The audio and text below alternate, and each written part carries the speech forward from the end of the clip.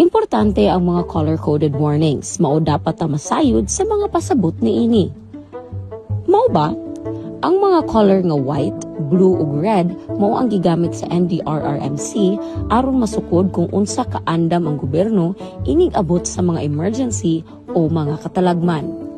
Kini gitan-aw nga sumasama og traffic light apan lahi-lahi ang pasabot sa disaster response.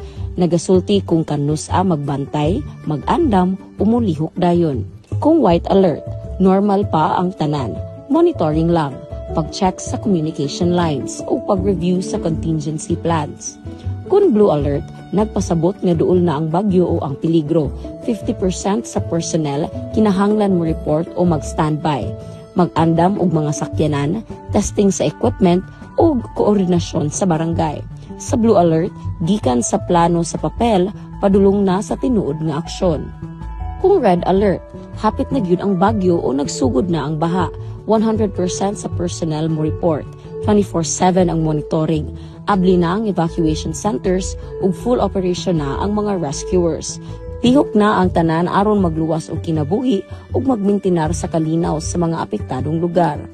Mao nga kung makadungog ka nga gi-blue alert o gi-red alert na ta, magmatngo na kita ug mag-andam. Bantayi ang balita, iandam ang mga gamit o siguraduha nga kahibalo imong pamilya asa mo moadto kung kinahanglan mag-evacuate.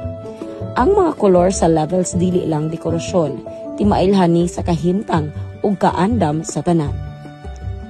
Mao ba?